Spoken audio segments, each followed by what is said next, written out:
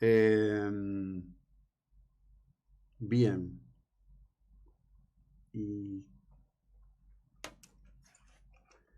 bueno, tengo acá, entre otras cosas, ¿no? Para desarrollar justamente, bueno, todo este tema y toda esta cuestión al respecto de lo que está aconteciendo. Para ello está Alberto Alonso, ex embajador en Ucrania. Alberto, buen día, ¿cómo le va? Buen día, mucho gusto.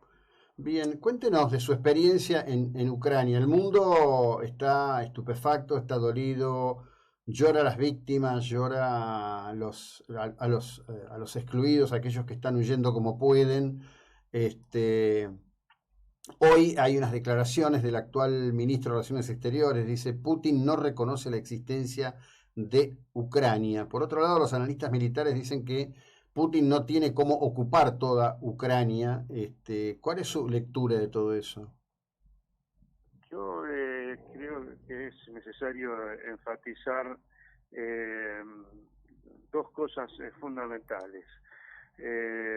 Ucrania es un país que, contrariamente a lo que dijo el presidente ruso Vladimir Putin, es un país que tiene una existencia de más de 13 siglos, que además dio origen a la Rusia que surgió 4 siglos después del nacimiento de la Ucrania que conocemos. Es decir, Ucrania nace en el Rus de Kiev en el siglo IX, y Rusia incipientemente nace en el siglo XIII.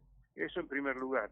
Y cuando nace en el siglo XIII, aún en esos siglos, Kiev, Ucrania, seguía siendo un principado vikingo, lo llamaban en ese momento, en realidad es eslavo, Ujú.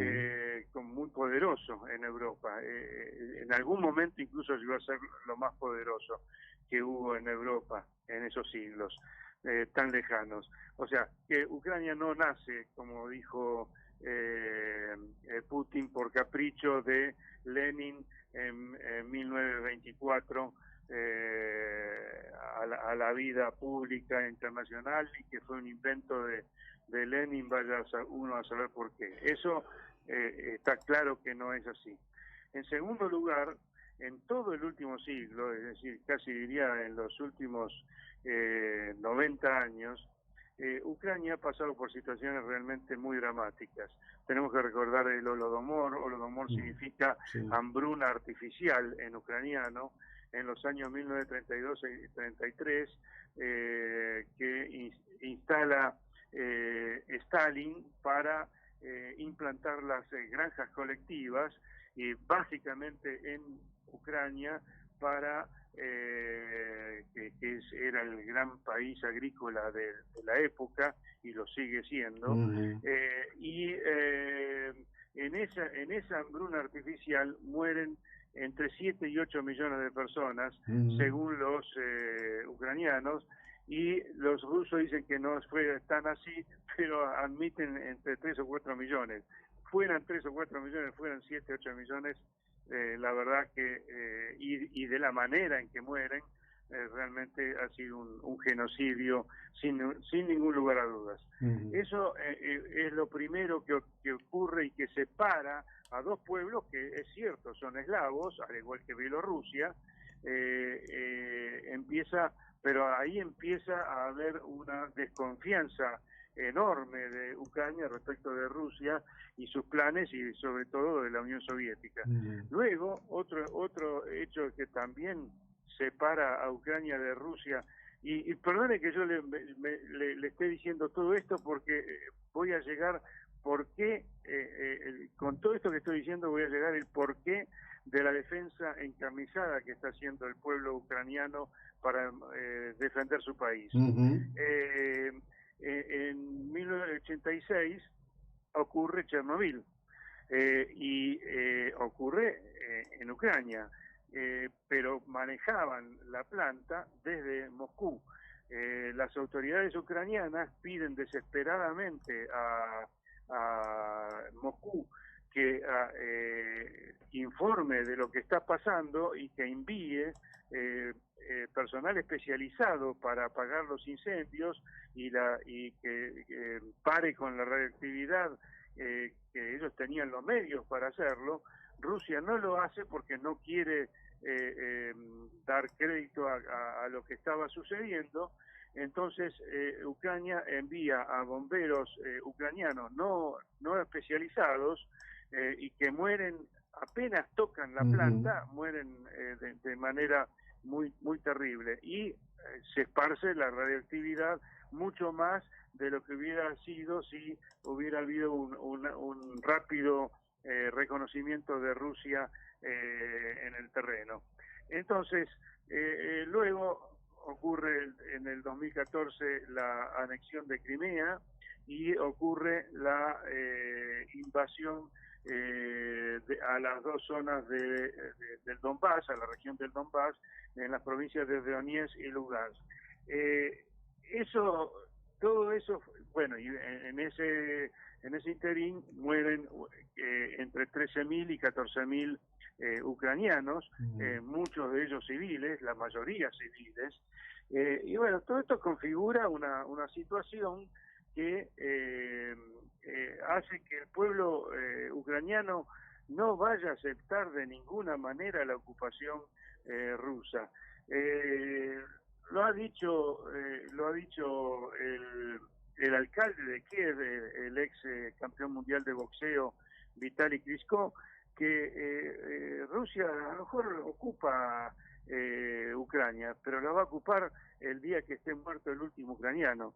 Y la verdad que yo lo creo porque yo he conocido cuál es la opinión del presidente de entonces, Poroshenko, al último de los ucranianos, incluso en las zonas del este, que se decía que eran ucranianos pero prorrusos. Hoy se ha demostrado que no.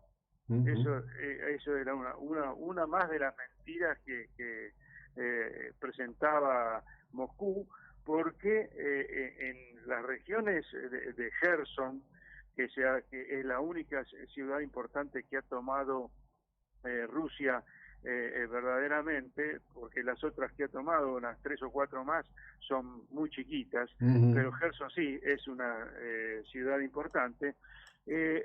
Está en la zona del este supuestamente prorrusa, y está en el día de ayer una cantidad muy grande de manifestantes ucranianos se han presentado en la plaza pública diciendo en ruso "idite doma", o sea, váyanse a casa,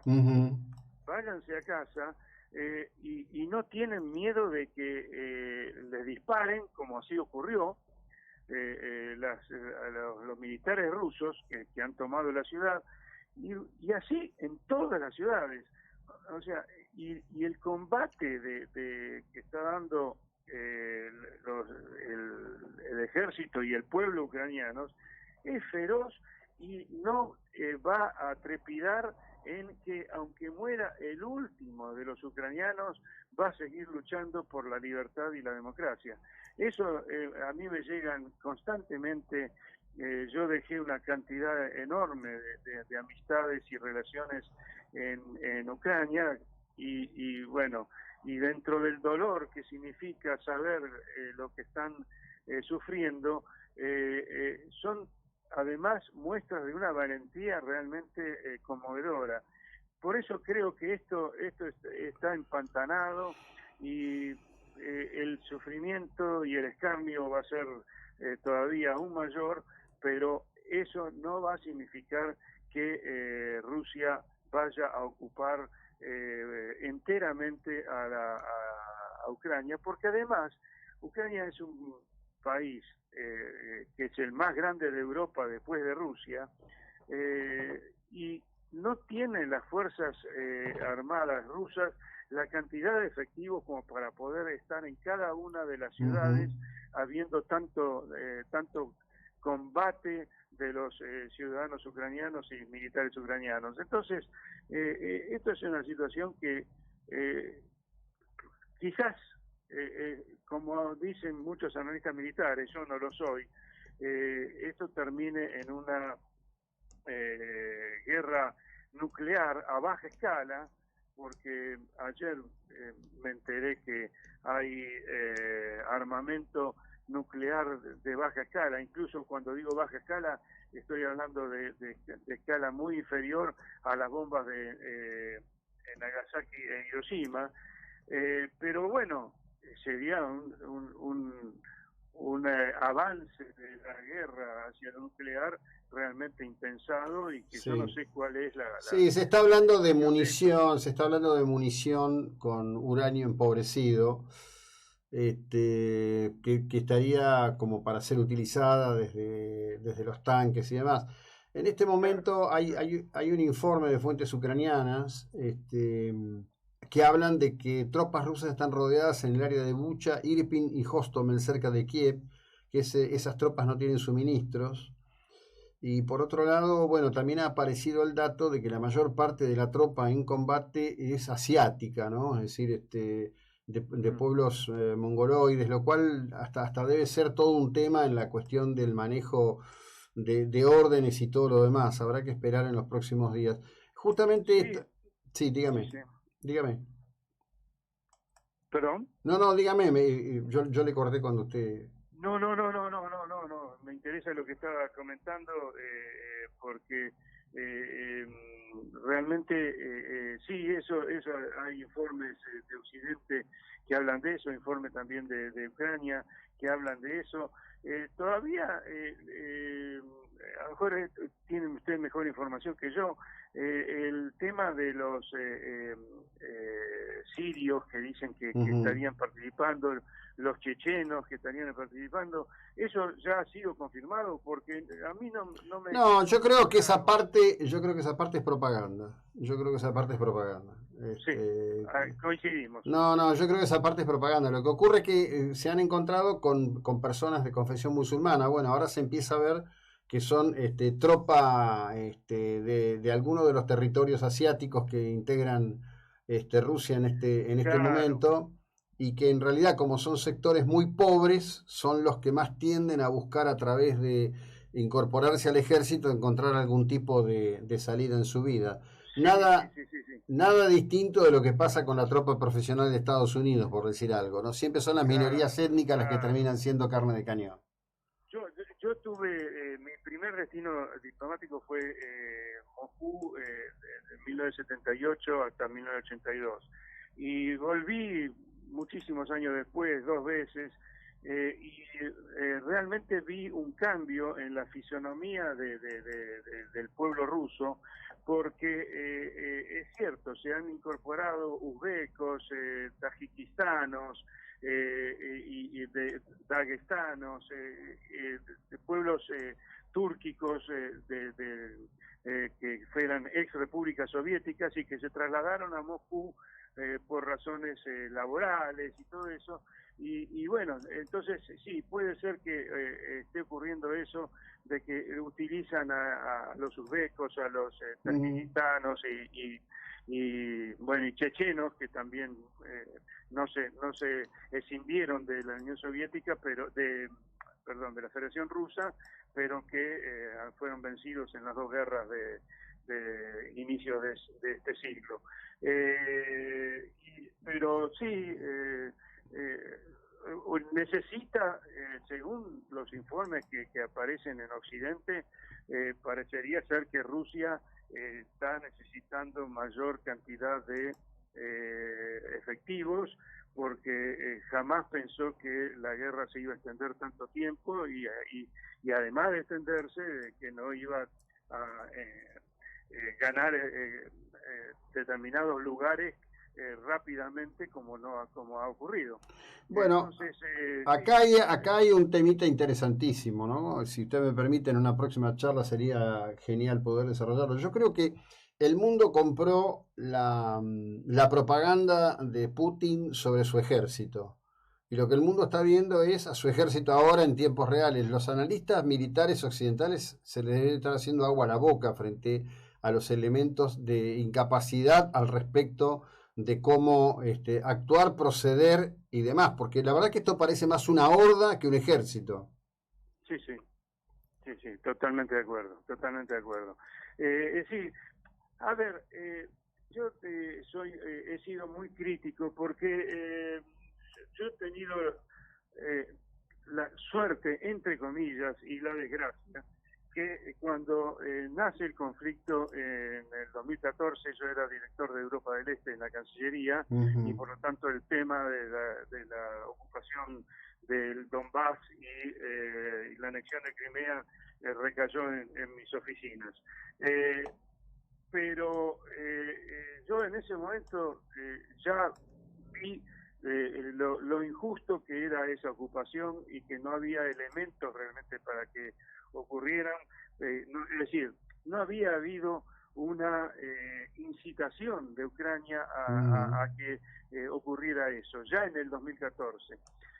Y la intervención de Occidente fue muy tímida y muy arbitraria en el sentido de que primaran más los factores económicos de los países occidentales en su relación con Rusia de los últimos 30 años, sí, bien digo, desde el 1991, que verdaderamente intentar solucionar el conflicto que se había creado en el Donbass y en Crimea, o sea, en el este y en el sur de Ucrania. Yo creo que eso, todo, esa situación, eso que fue viendo Putin del accionar de los países de Occidente, básicamente Alemania, en primer lugar, y en segundo lugar Francia, ¿no es cierto? Porque ellos formaban parte de lo que se llamaba el Cuarteto de Normandía, entre Francia, Alemania, Rusia y Ucrania, para resolver el problema que se había creado. Y el otro día el presidente Zelensky con justa razón le dice al canciller Scholz, ustedes miraron los intereses económicos y no miraron el resolver la situación en Ucrania.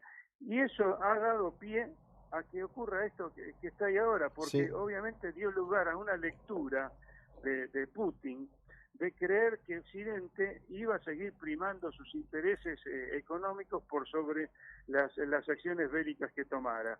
Y bueno, entonces ahora Putin se desayuna, perdón la expresión, con que eso no es tan así, porque Europa se empieza a dar cuenta muy claramente que esto puede realmente escalar no solo a Ucrania, sino a otros países ya de su órbita, y que esto tiene además repercusiones no solo en Europa, no solo en Occidente, sino en todo el mundo. Es decir, vemos lo que está pasando con el precio de los alimentos, vemos lo que está pasando con el precio de la energía. Yo lo escuchaba a usted, como muy bien decía recién, respecto del petróleo, el gas y el carbón, que es Ucrania un país muy importante en carbón, en la zona del Donbass, que ha sido tomada por Rusia. Sí, entonces, pero si usted me permite, yo ahora después le voy a hacer llegar por mi producción. Yo publiqué un artículo, amén de lo que hago aquí en Mar del Plata, escribo para Mendoza Online.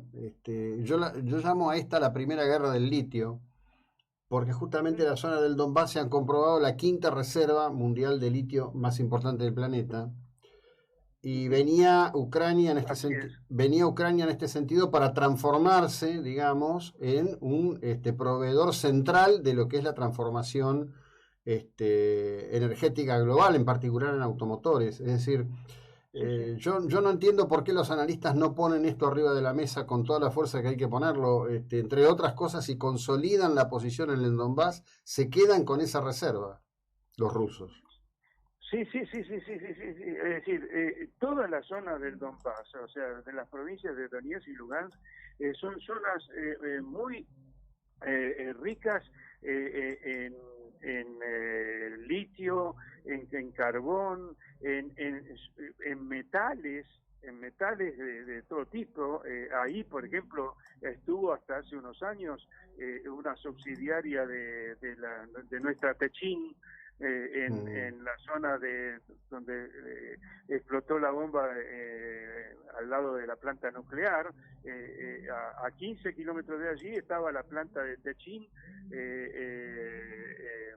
en Zaporizhia. En realidad, en el medio de dos ciudades importantes, una es Dnipro y la otra Zaporizhia, pero ahí estaba una importante subsidiaria de Techin en esa zona, y era una empresa que construía una cantidad enorme de tubos de acero sin costura, que proveía a todo el este europeo e incluso a algunos países asiáticos.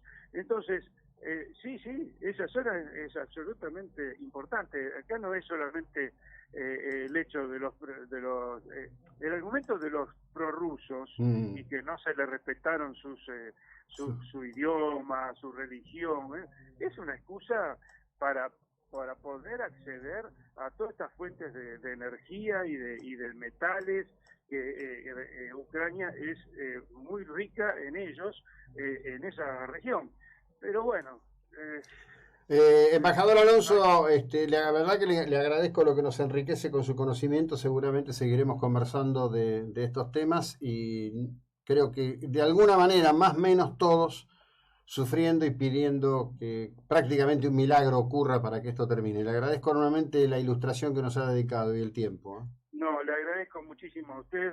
Realmente, además, me encanta el enfoque que usted le está dando a esta contienda bélica.